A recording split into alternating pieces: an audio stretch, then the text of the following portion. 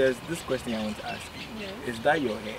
Yes, please, that's my hair. How do I say that in French? Est-ce que ce sont tes cheveux? Est-ce que ce sont tes cheveux? Est-ce que ce sont cheveux? Yes. Est-ce que ce sont cheveux? Yes. I have a name You're in okay? French. I'm okay, right? I have the accent. Yes. Yeah.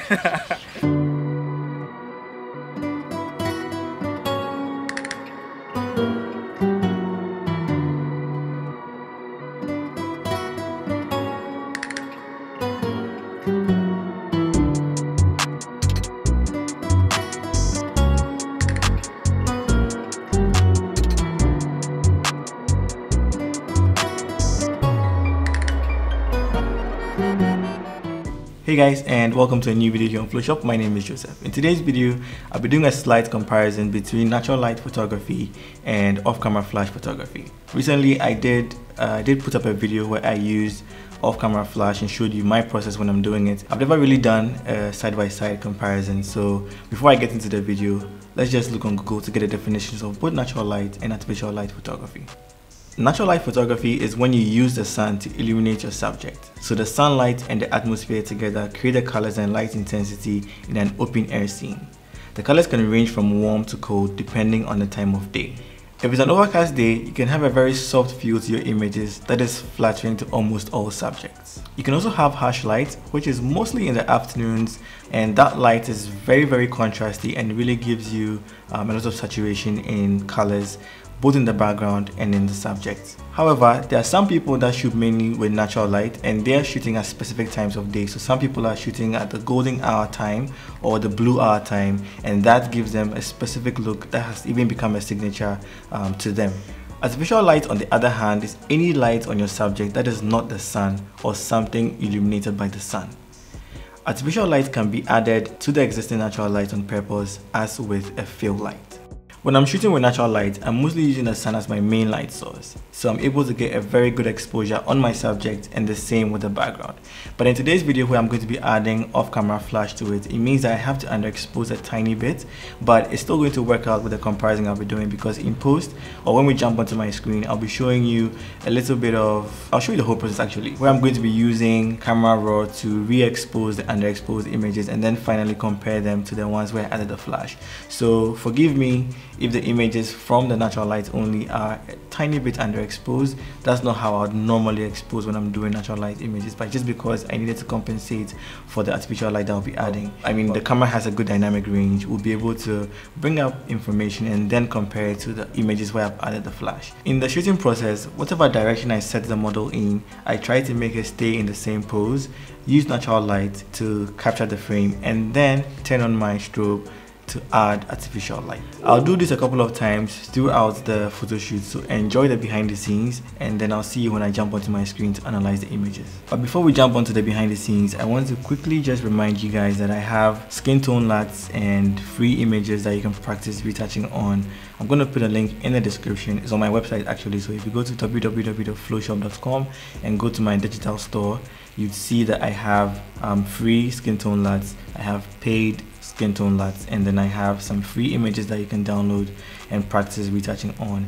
And then I also have another one which is a paid retouching set, where you get 3 different images to download and practice with, and you can send me those images back. I'll do a custom video telling you like what I think you did wrong in the images, or if you ask me for specific things that you're struggling with on those images, I'll be able to do a custom video just for you solving those problems. So let's enjoy the behind the scenes, and I'll see you when I jump onto my computer screen.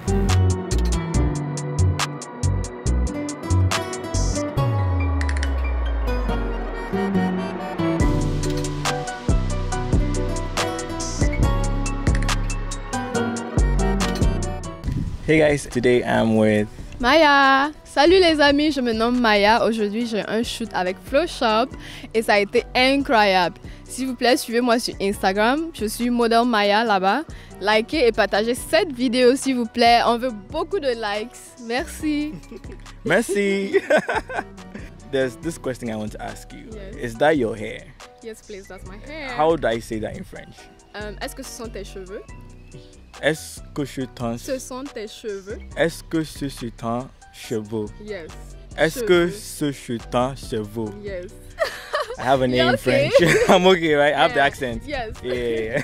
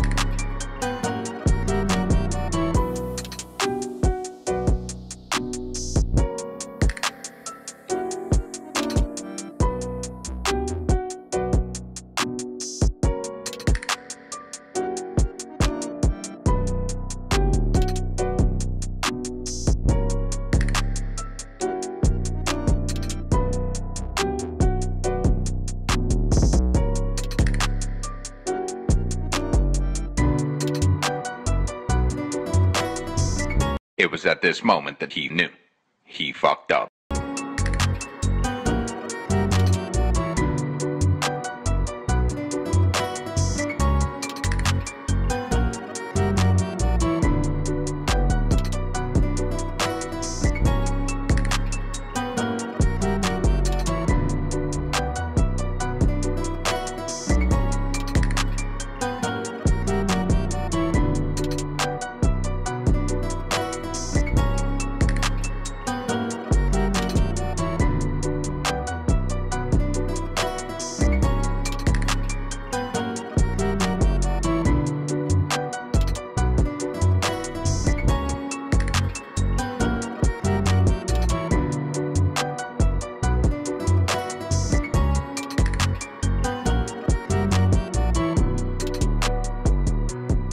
Alright, and welcome to my screen. I'm going to quickly go through some of these images, analyzing them, showing you the ones with the strobe and the ones taken with natural light. We'll be going through a deep analysis and seeing exactly what the strobe was doing and exactly what the natural light was doing. I'll also be showing you the camera settings and how the light was affecting each and every image in terms of color temperature, exposure, and how we can solve some of the overexposed parts of the image. So starting with these first two images, you can see the one on the left is a lot brighter than the one on the right. And if you're paying attention to the way I was shooting these, when I turn on my trigger, I already set the light in position, so I only turn on the trigger on the camera when I need the strobe to fire, and then I turn it off when I don't need it to fire, and I just use natural light. I don't readjust my camera settings to compensate for not shooting with a strobe. So most of the natural light images are underexposed. I just want to reiterate that I intentionally underexposed a little bit more than I normally would when I'm just using natural light, and that is because I didn't want to overexpose a lot when I'm adding my strobe. So the ones where I added a strobe are going to be a lot brighter than it normally would when I'm using a strobe, and the ones that are also just with natural light are going to be a lot underexposed than I normally would when I'm just using natural light. So those two different exposures, I would adjust them again in post till they look good, and then we're going to use them to start the comparison. So starting off with these first two images, you can see the one on the left, she's really well lit. The background is just the same as the one on the right, meaning the exposures were the same. If I quickly switch to our essentials, you can see that the first image, which is the one with the flash, over here you can see it says the flash fired in compulsion mode, just letting you know in the EXIF data that the flash actually did fire in this image. If I also just zoom into her eye, you can see that this is, if I can just make it bigger, this is the light from the octabox I was using, and then this slightly lighter light in the back is a light from the sky, or the natural light that was lighting her up. If I go to the natural light image and just go to her eye again, you can see that this is her eye. If I zoom out a little bit, so once it's a catch light, it's just letting you know where the light source is coming from, and this was just the sky. Okay, but the one on the right is with the sky and the octa that I added. Alright, so that's how we can tell when I use the strobe to take the images. Okay, so let me open these two inside of Camera Raw, and then we can make slight adjustments. Like I was saying, adding the strobe in these natural light images meant that I was going to overexpose in certain parts, especially with the highlights. So I'm just going to bring the highlights down and maybe just open up the shadows a tiny bit to something like this. And this is quite a decent exposure. So I'm going to go into the natural light only image, and I'm going to up the exposure and also maybe just open up the shadows a little bit, and then just press done. Those are the only two things that I'm going to do, and now we can compare both of them. So if I was to expose properly with natural light, it will look something like the one on the right, and if I was supposed to balance the strobe and natural light properly also, it would be like the one on the left. And you can see that the image on the left is a little bit contrasty because of the size of the modifier we are using, and the skin tones look a little bit warmer compared to the one on the right, which was just shot with natural light, which looks a little bit cooler in my opinion. And also the shadows are looking a lot more soft in the one with the natural light, and there's a little bit more contrast with the ones using the modifier. So if I go on to the next set, these ones I really underexposed. It was unintentional, and the reason is where I positioned her, the light wasn't really reaching her that much. So if I go to her eye again, you can see that there's almost no light source. So it was just the surrounding light that was bouncing off from the ground and other objects around that were lighting her up mainly. So you can see it's just a little bit of light peeking through the sky. And if I go to the one on the right, you can see that the main light source again is the modifier that I used. Alright, so this image is really underexposed, but we're going to test the dynamic range of my camera. Again, I normally wouldn't underexpose like this, neither would I overexpose like this. It's just so I can compensate for those two adjustments in post and then do a proper comparison. So the image with the strobe added, I'm going to again pull the highlights down and also just maybe open the shadows a tiny bit, and do the same thing with the natural light image. I'm going to open up my exposure just like that, and then maybe open up the shadows as well. And let me cheat here and just add a radial filter to her face just to light it up a little bit more. So here's a before, the adjustments I made, and this is after the adjustments I made. Go back to the one with the strobe. This is after the adjustments, and this is before the adjustments. So you can see we have a lot of dynamic range that we are playing with. So even though it looks like we are blowing out highlights here, I've been able to retain all those information. Also, this was really underexposed. I've been able to adjust using Camera Raw alone just to bring some information back into the image. I can still just up my exposure a tiny bit, but you can see that now we're beginning to brighten up the background a lot, and she's beginning to look lost because she's slightly underexposed compared to the background. If you're looking at the one with the strobe, you can see that she stands out a lot because her background is darker and she is a little bit brighter in the frame, so she's drawing attention since she's the focus of the image anyway. So I'm going to press done, and we're going to look at another set. So I think when you're shooting with natural light, you really have a lot of advantages in my opinion, because you don't really need to be moving lights around. You don't need to angle them properly. You don't need to, you don't need an assistant in a sense, because you're just using natural light, your camera and your lens to grab a lot of stills. But here I have to move light around, I have to position them correctly, I have to now tweak the light setting to match the location, the exposure, the ambient light, all those things, and it's a little bit of a time consuming process. Plus, if you don't know how to use them, then you're going to have cross lighting or mixed lighting, your natural light coming from one direction, your strobe light coming from another, and all those mixtures is going to be maybe a little bit unflattering in this case. But for what I was doing for these, I was mostly placing the light exactly where my natural light source was strongest in the frame. So I was just filling or pushing a lot more light from the same direction as my natural light. And so if you look at this, for example, you can see my natural light is coming in from the left, and so her right side is a little bit dark, but because my octabox was closer than the natural light, when I brought it in, you can see that we are able to light up the areas that were darker in the natural light image. So you can see over here, her right side is really dark in the shadows. The same thing right around her chest area. All those areas are underexposed, and then you can see exactly where the light source is coming from, which is nice. I could edit this and it would pass for a really nice image, but just add a lot more punch, flatten out the shadows a little bit, you know, boost up the saturation and skin tones. The flash or the strobe lights is doing that for me in this case. Let me just look at the last setting. So before we ended, the sun decided to show through.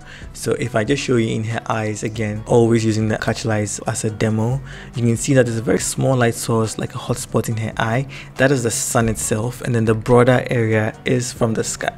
So you can see that if I look at the image alone, you can see that we have a very defined hard shadow on her, and that's because it was the harsh light from the sun alone. And if we look at the one where I added my strobe, let me just zoom in. Okay, so when I zoom in to this particular image, you can see that the shadow is very defined. But when I go to the one where I added the strobe, even just zoom in a lot more to her eyes, you can see that the strobe did fire in this.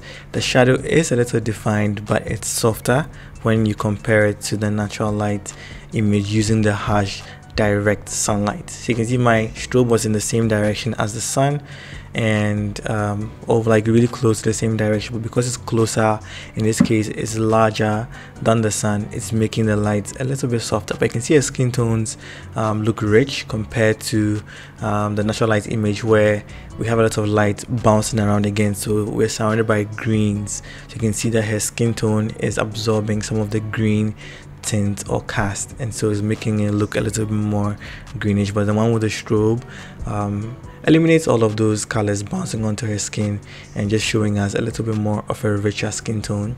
So just be aware, sometimes when you're shooting in locations, you need to know where you're shooting, because dominant colors around are also going to influence your shot. So that is it for the analysis. I'm not really here to say that natural light is better than artificial light or strobing. Whatever you're comfortable with, go ahead and use them. I was just showing you the differences or things to expect when you're using natural light and when you're using a strobe on set. Again, so when you're using a strobe, you need to be more calculative, you need to be more precise with the positioning of your light. But if you're using natural light, you just need to know where the light is coming from and turn your subject towards it if you want to light her with the natural light, or if you want to get like backlit images, just turn her back towards the light and you can get some nice rim lights. I didn't do any in this shoot in particular because I just wanted to balance both the natural light and strobe and then be able to show you guys a comparison. So if you enjoyed this video, don't forget to leave a like. It helps my channel a lot, and leave a comment and tell me what you think. If you've learned something, you've been able to see the differences between natural light and using a strobe on set, do let me know in the comments down below, and I'll see you guys in the next video. Stay safe and don't ever give up.